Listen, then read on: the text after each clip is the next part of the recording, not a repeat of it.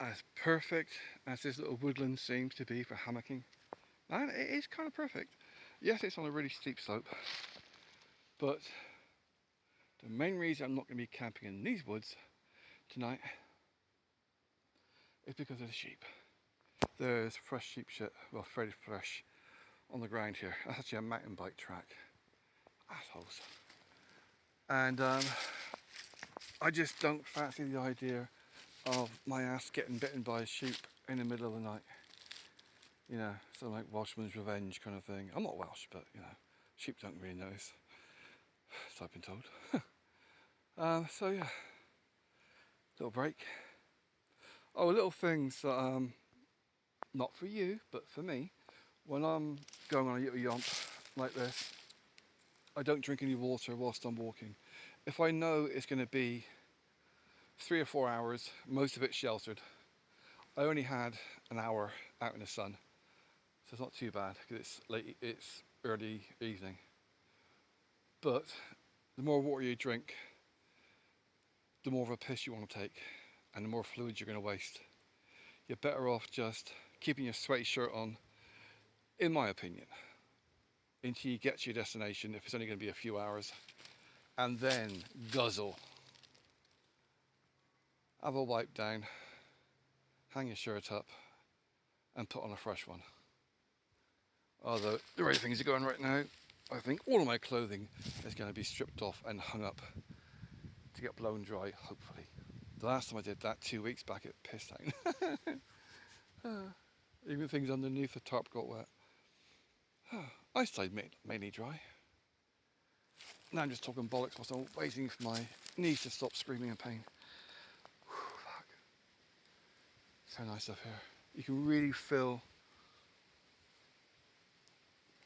It's not a conspiracy theory when it's factual. When you get to a place where there is no Wi-Fi signal. I mean, I never use Wi-Fi on my phone anyway, because I'm actually in the house.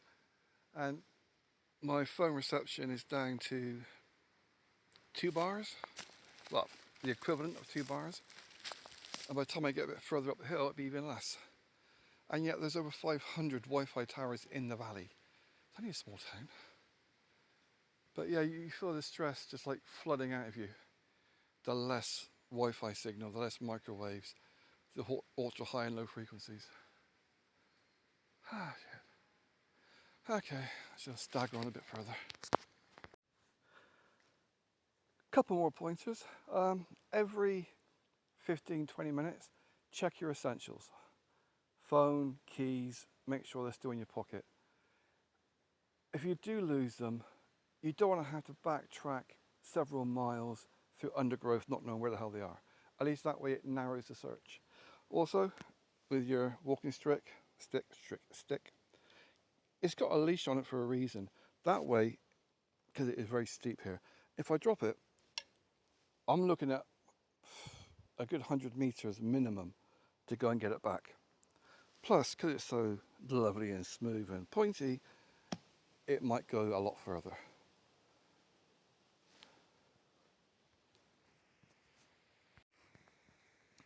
Hints and tips number 5,798A.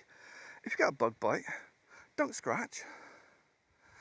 Flick it off and put a bit of saliva on top. Maybe get a bit of a leaf or something, or just to put a layer of something on top. If you scratch, you're bringing the blood to the surface, it's going to attract more bugs.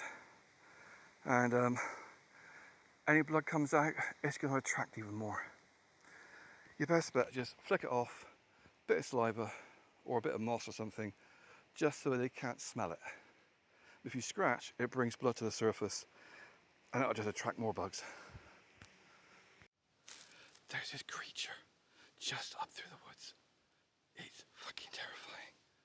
It's like, I can see now why people are so scared of these animals. Why the fear kicks in, because their bums are just so fucking sexy and their thighs are awesome and milky white. I mean, you can really see why Welshmen love fucking sheep.